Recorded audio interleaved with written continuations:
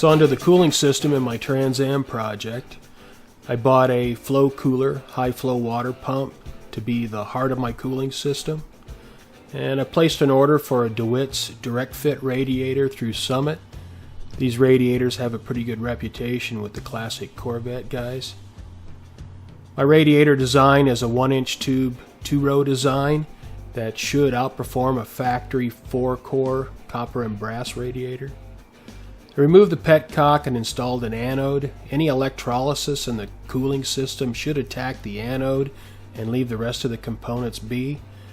It should protect my heads and my intake manifold, my water pump, and my radiator from corrosion. I had to trim the rubber pads to fit the radiator. Just used a straight edge razor blade and cut down through them until they fit. The tanks are a little bit wider than the factory tank, but once I trimmed the pads, they fit okay. Ordered a replacement shroud from Ames. The original shroud was in one piece, but it started to delaminate a little bit. Here I have it all put together as a module. The rubber pads and the radiator fit inside the shroud.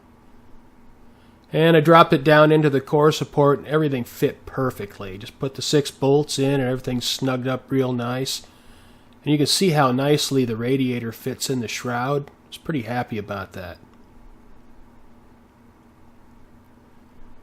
I tried to use a factory style radiator cap, but it wouldn't fit the water neck very well, so I had to use just a generic radiator cap. Got a pretty aggressive fan. I want to move a lot of air across the radiator. And here it's installed. It's a 19-inch fan. It fits the shroud real well. And it should pull a lot of air at low speeds.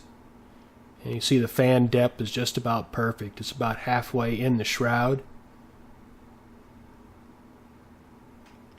Always use water wetter. Used to use it in my race car when I ran nothing but water, and it'd keep things lubricated and keep the corrosion down, so I still use it. I did a little research on antifreeze, and if you have any of the old ethylene glycol antifreeze in your classic car, then you almost have to use it again, because if you use Dex-Cool or anything like that, it really makes a mess in your cooling system. So I just use the old school ethylene glycol green stuff. Bought 4 gallons of distilled water, ended up using about 3. Got the radiator hoses from Summit. They fit real well, had to trim them for length a little bit.